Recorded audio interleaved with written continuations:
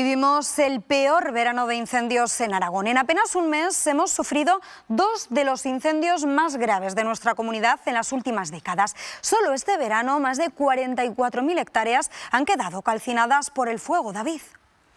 Sí, unas cifras que hacen que este año y sobre todo este verano sea uno de los más devastadores en cuanto a incendios nos referimos en nuestra comunidad autónoma. Dos incendios que escalan en la lista de los 10 mayores incendios de la historia reciente de Aragón. Llevamos solo este verano unas 44.000 hectáreas calcinadas y gran parte de ellas son sobre todo en el incendio de Orés, 15.400 hectáreas. Hace apenas un mes les contábamos que se situaba ya en segunda posición, ahora se sitúa en tercera porque el incendio de las Peñas de Riglos ha adelantado incluso al de Villarluengo del año 1994 y lleva ya calcinadas unas 17.500 hectáreas y esto aún son datos provisionales. Hoy precisamente para continuar hablando de incendios y sobre todo para saber qué hacer después de un gran incendio como el de las Peñas de Riglos, contamos en plató con Fernando Pérez Cabello, que es investigador del grupo Geoforest de la Universidad de Zaragoza. Fernando, buenas tardes por decir algo, porque ante estos datos estamos ante uno de los peores veranos de la historia de Aragón en cuanto a incendios, ¿no? Efectivamente, los que hemos tenido tienen unos tamaños, unas envergaduras terribles, aunque bueno, ya veremos en cuanto a niveles de severidad que hay diferencias entre cada uno de ellos. Fernando, hablamos mucho siempre de lo que pasa con esas personas que tienen que ser evacuadas de sus localidades, pero ¿qué pasa con ese suelo una vez que termina el incendio? Todo parece volver a la normalidad, esas personas vuelven a su casa, pero el entorno no se recupera por arte de magia. ¿Cómo queda? Es lo que estudiáis vosotros precisamente. Efectivamente, nosotros nos centramos en el tipo de procesos que se suceden después del fuego, teniendo en cuenta sobre todo las interacciones entre el suelo y la vegetación.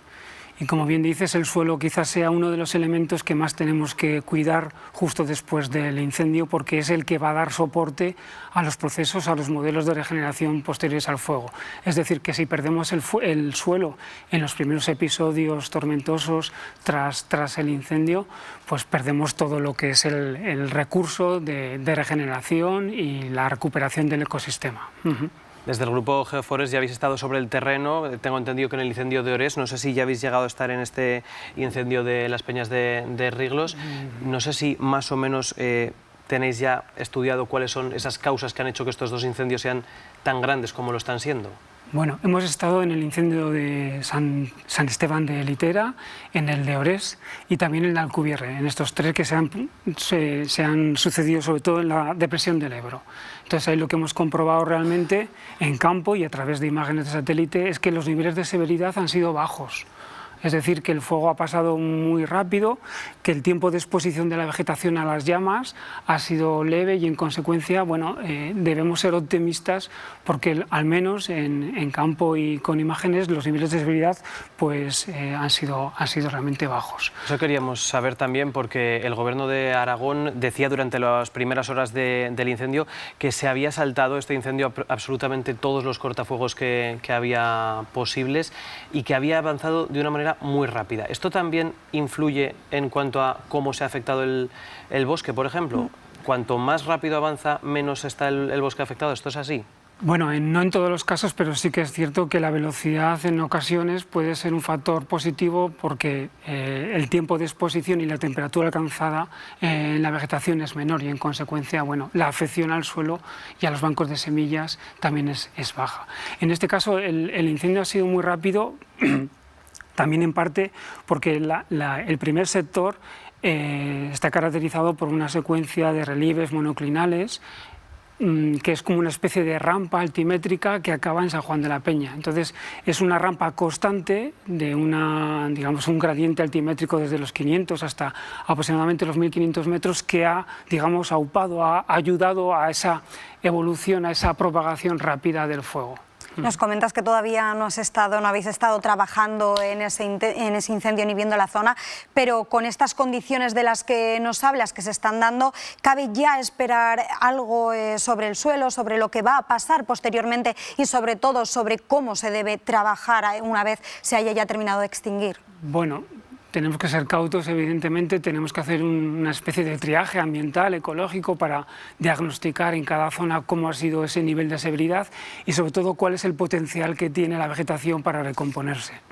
Y a partir de ahí, digamos, generar pues directrices de recuperación en función del propio potencial que tiene el ecosistema. Hay que decir que además este incendio, quizás por sus proporciones, pero también porque está en una zona de tránsito, en un ecotono entre dos regiones biogeográficas muy contrastadas, la mediterránea al sur, más o menos sería al sur de San Juan de la Peña, y la eurosiberiana al norte, pues tiene una gran riqueza, tiene muchísimos microambientes, microclimas que enriquecen muchísimo la gama de posibles rutas o esquemas de regeneración posincendio. No nos cabe duda, sobre todo, que estamos ante uno de los peores veranos en cuanto a incendios en Aragón. No sé si esto es también...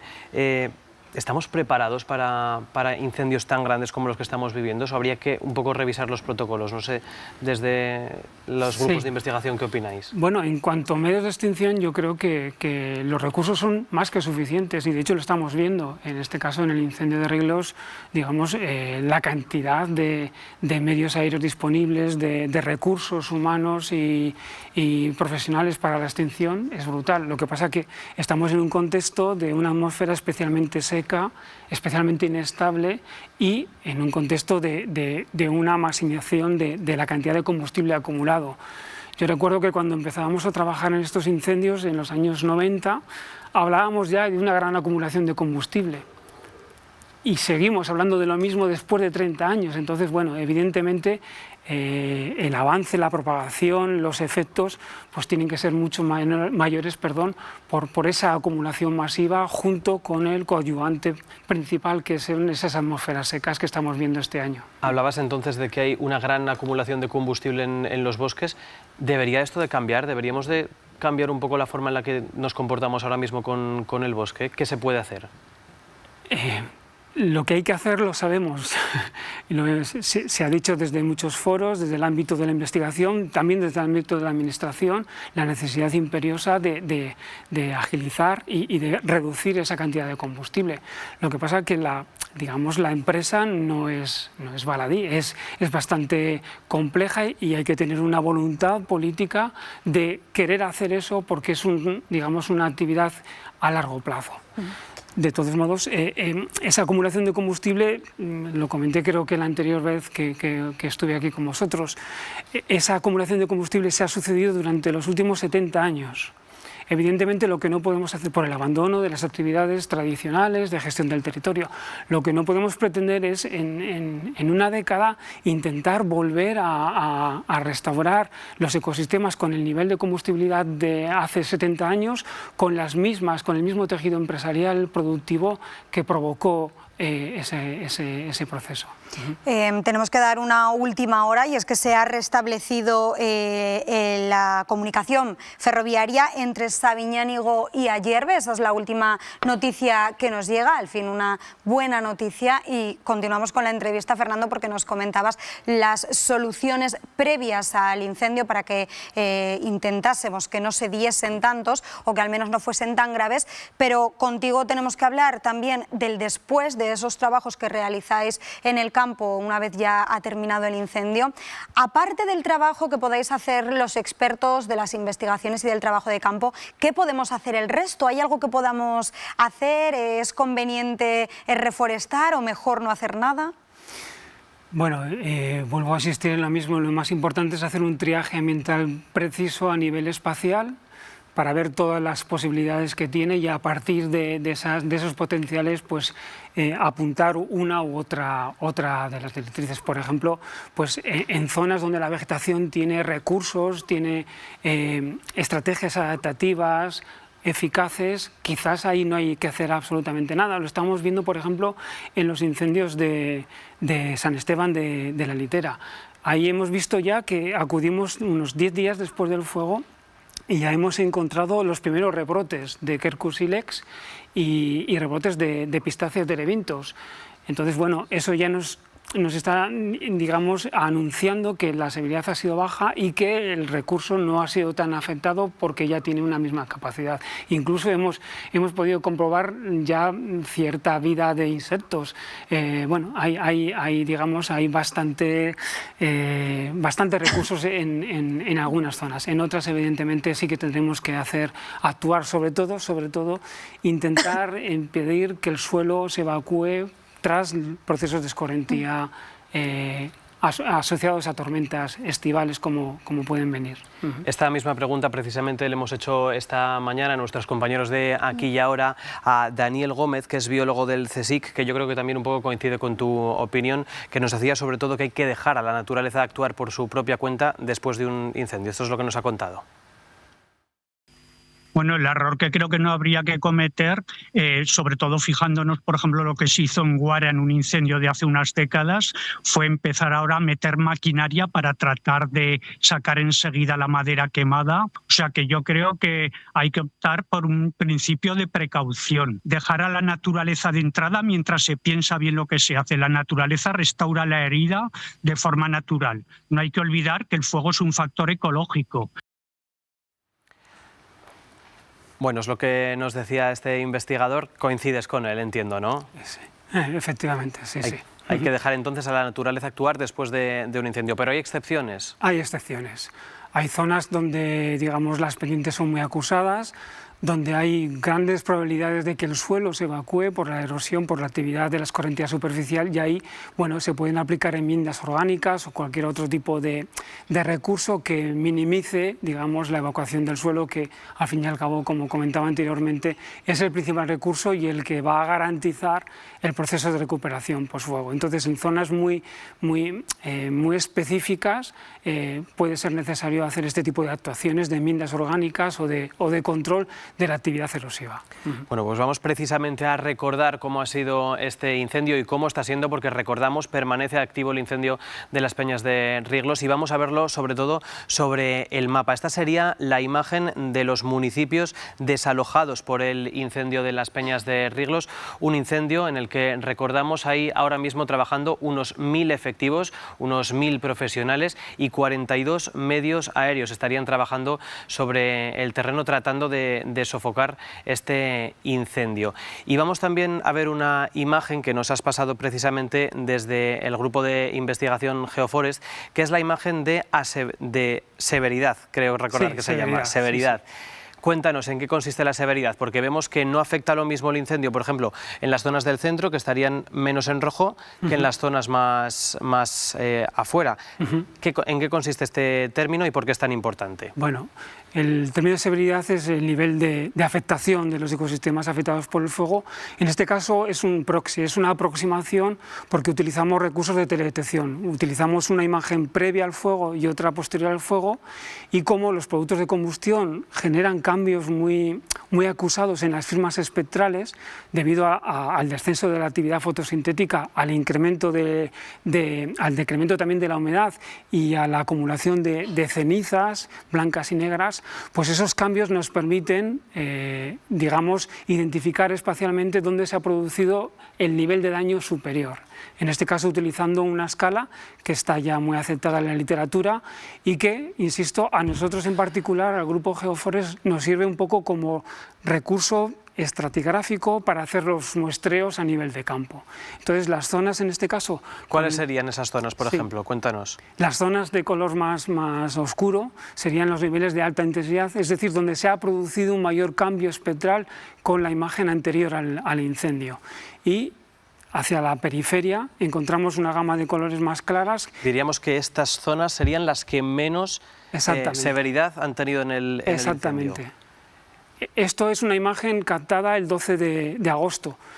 Más o menos es un tercio de la superficie total. De lo que llevamos ahora. Eso es, porque no tenemos todavía disponible la imagen para hoy, pero en esa primera radiografía o fotografía, bueno, pues podemos ver esa distribución espacial. Y además, bueno, esto ya es una hipótesis de partida inicial, estamos comprobando que esas zonas de mayor severidad se corresponden evidentemente con las zonas donde los pinares de Pinus nigra, Salzmani y nigra tenían mayor densidad. Aquí encontramos zonas donde los pinares, los pies de pino, podemos encontrar hasta 1.500 pinos por hectárea. Hay otras zonas con menor. Entonces, esa alta cantidad de combustible es la que está explicando a primera vista esa distribución espacial de los niveles mayores de severidad.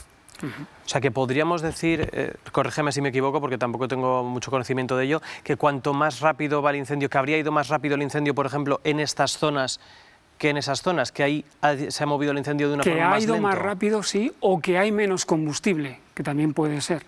Al haber menos combustible, también, digamos, las temperaturas que se alcanzan son menores. Como se dice, no toma fuerza el fuego porque no hay combustible suficiente y por lo tanto los niveles de cambio también son menores. Es decir, son dos factores o incluso más los que permiten explicar esos niveles más bajos de severidad. O sea que más o menos por lo que nos estás contando sí que se debería intervenir en el monte, pero antes de que se produzca un incendio, tratando de limpiar ese combustible, sí, y no tanto después hay que dejar que se regenere. Esta es un poco la idea general que defendéis desde el Grupo Pero dos matices. Yo no hablaría de limpieza de monte porque el sotobosque, las herbáceas de un ecosistema forestal no son basura, son elementos de su propia estructura. Desterraría ese concepto cuando hablamos de tareas de gestión forestal. Y en segundo lugar, bueno, en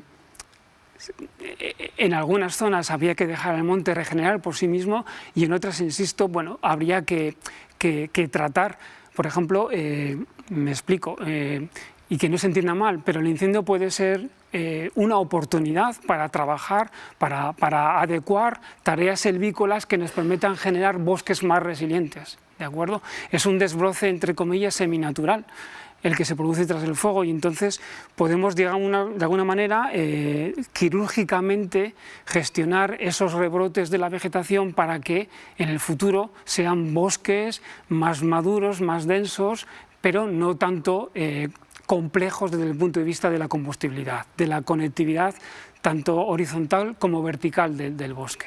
En cualquier caso es una tarea complicada. Vamos, si te parece, precisamente a echar la vista atrás. Nos vamos a ir hasta el incendio de Ejulbe, en Teruel, que hace unos días calcinó unas 3.000 hectáreas. Molinos fue uno de los municipios más afectados. Hemos estado allí viendo cómo tratan de volver a la normalidad. Nos encontramos en Molinos, uno de estos pueblos cerca de Ejulbe, donde se producen estos incendios tan frecuentes que han pasado durante todo este verano. En este pueblo mucha gente tuvo que salir desalojado un par de noches, es el caso de Miguel. Miguel, ¿qué tal está? Bien, bien, bien. Cuéntanos un poco cómo fue esa situación que tuvieron que desalojar 2 noches, que es lo que me has comentado. Sí, pues mira, salió la alarma por el móvil y tuvimos que marchar todos al Corisá, al polideportivo. Allí pasamos la primera noche y la segunda ya al albergue y a cenar nos llevaron a comer a un hostal, el Castillo, allí en Alcoriza. Desde luego, bien, sí, bien tratados nos llevaron a todos. Me comentaba un poco cómo era el polideportivo donde estabais alojados ahí en Alcoriza. Sí, aquello bien, estaba bien el polideportivo, pero donde estuvimos alojados fue en el albergue por la noche, que aquello sí, aquello estaba decente, muy bien, y nos dieron de desayunar y de comer y eso pues en el hostal. Sí.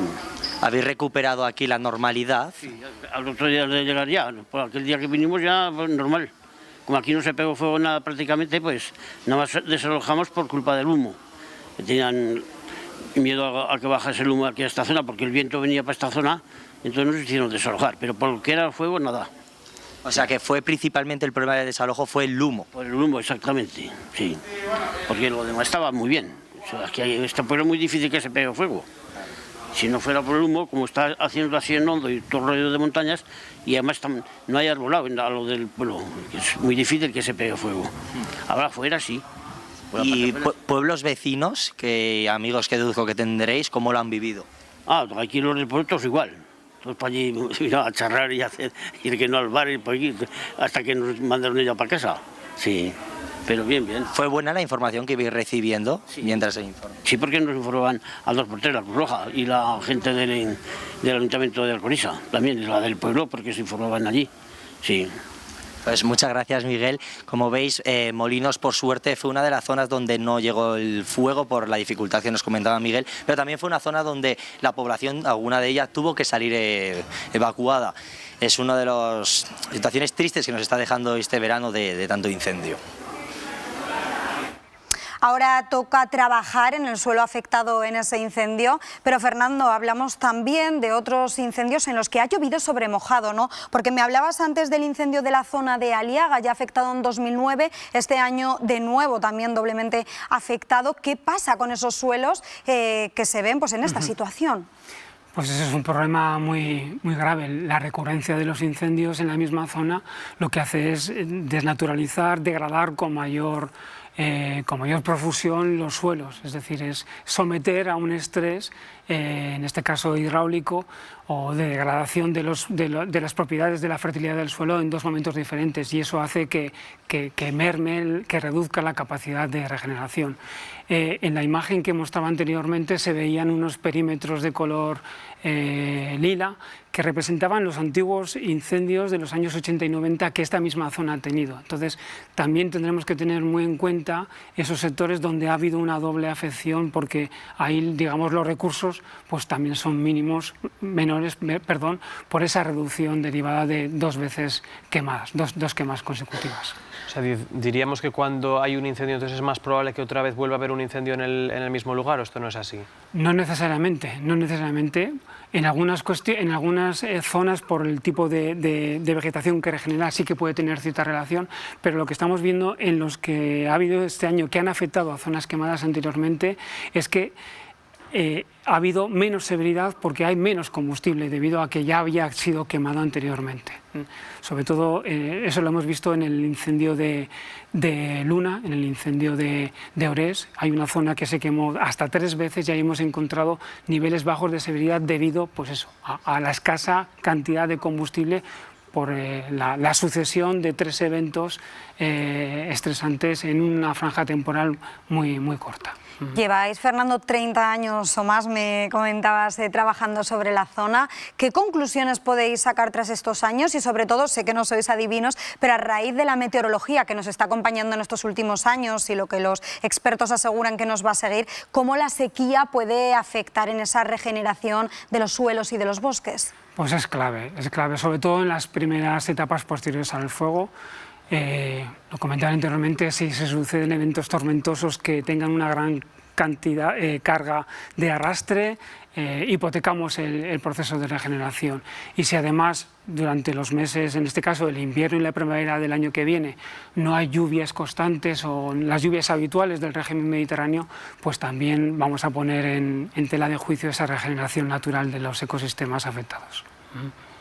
No sé, también te queríamos preguntar, porque decíamos, este verano está siendo uno de los más complicados. Muy brevemente, no sé si hay alguna circunstancia, el viento, la falta de lluvias de este verano, que haya hecho que haya sido precisamente este año, el 2026, uno de los más graves en cuanto a incendios en Aragón. Efectivamente. Disculpad un momento, Fernando, ahora mismo nos contestas a esta pregunta, pero es que la actualidad manda y a las 7 en punto de la tarde, y estamos viendo que ya se guardaba un minuto de silencio en honor a ese militar fallecido en las labores de extinción de Riglos. Pues algunos de los ayuntamientos de la zona de la Galliguera, el Reino de los Mayos, en otros pueblos también están haciendo simultáneamente este minuto de silencio o 5 minutos de silencio, como es el caso de Ayerbe. Nos acompañan vecinos y vecinas de La Peña, de Triste, de Ena, de Riglos, de Santa María, de Salinas, de Villalangua, de Agüero, pues hay de muchos pueblos vecinos aquí, de Loarre. Agradeceros a todos, por supuesto, agradeceros a todos las muestras de solidaridad que habéis tenido estos días con el trágico incendio que estamos sufriendo, que es algo pues que ninguno hubiéramos deseado y que nadie esperaba que fuese de las dimensiones que está siendo, y todas las muestras de cariño, de trabajo, de arrimar el hombro y de esfuerzo que han hecho tanto los equipos de extinción del incendio en sus diferentes ámbitos y ramas, hasta toda la gente que os habéis preocupado por intentar arrimar el hombro, ayudar, o simplemente a veces dar un abrazo, hacer una llamada o dar un par de besos a una persona conocida, ¿no? Al final, lo que pasa en en la zona del Reino de los Mayos es cosa de todos los pueblos, un problema que es en Ayerbe pues es de todos, un problema que es en Rilos es de todos, un problema que hay en Agüero es de todos, y al final somos un territorio pues que creo que tenemos que vivir tanto las alegrías como los problemas de forma conjunta, como así ha sido. Me acompaña el alcalde de Las Peñas de Rilos también, que es el núcleo más perjudicado, sin ninguna duda, así que mostrarte también, Juan, toda nuestra gratitud, nuestro apoyo y bueno, muchas gracias por lo que habéis hecho.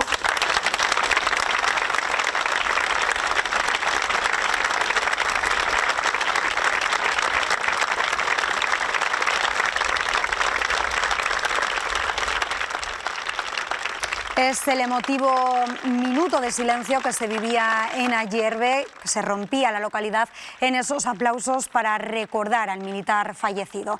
Nosotros continuamos ahora. Fernando, nos contabas, tenía David una última duda al respecto. Sí, le queríamos preguntar también sobre si este verano precisamente ha tenido algún factor climático, ambiental, no sé si la falta de lluvias, si el viento han hecho que sea uno de los más dañinos en cuanto a incendios en Aragón. Sí. ¿Ha tenido algo que ver la climatología? Efectivamente, sí. Las condiciones meteorológicas durante todo el año, es decir, esas máximas lluvias que encontrábamos en el invierno y principios de la primavera dieron lugar a mucho combustible fino, que es, digamos, un elemento integrante de ese proceso de combustión, y luego se ha sucedido, pues eso, un periodo seco, largo, con atmósferas inestables, muy secas y con niveles de presión de vapor de agua muy bajo, y eso en consecuencia ha dado lugar a esta dramática verano en cuanto al número y a la magnitud de los incendios. Fernando, muchísimas gracias por todos estos datos que nos has dado y sobre todo por ese trabajo que lleváis a cabo. Os queda este verano, por desgracia, mucho trabajo por delante. Comenzábamos fuera de cámaras hablando de que vaya verano, te comentaba, sí. Y me decías, esperemos que termine ya. Pues esperemos que así sea. Fernando, David, gracias. Muchas gracias. Nosotros ahora volvemos de nuevo a Ayerbe con nuestra compañera Paula, porque el operativo de hoy vuelve a sumar cifras récord con efectivos de toda España y también de Francia, que suman alrededor de 1000 trabajadores. Paula. Entra donde hay peligro para proteger a personas que ni siquiera conocen. A alguien que, cuando nuestra tierra arde, hace su trabajo. Así es, ahora mismo estamos viendo un minuto de silencio por Javier García, miembro de la UME aragonés, originario de la Almunia de Doña Godina. Estamos viendo un emotivo discurso. Recordamos que es un minuto de silencio en el día de luto aragonés decretado esta mañana. La localidad de Ayerbe, en la que estamos ahora mismo, se suma a localidades como Morillo de Gállego, en la que se está produciendo también ahora mismo ese minuto de silencio simultáneo. Aunque ahora mismo todavía no ha empezado, estamos viendo un discurso. Localidades que se unen a Jaca y a Zaragoza, que han tenido su minuto de silencio esta misma mañana. Un minuto, como decíamos, decretado por Javier García, miembro de la UME aragonés, originario de la Almunia de Doña Godina, que fallecía ayer tras volcar el vehículo de la autobomba en la zona del barranco de Atarés. Los otros 3 militares a bordo resultaban heridos, uno de ellos de gravedad. Eso sí, hoy les dábamos la buena noticia de que habían recibido el alta médica estos 3 militares de la UME que también iban en el vehículo accidentado. Y tantos voluntarios.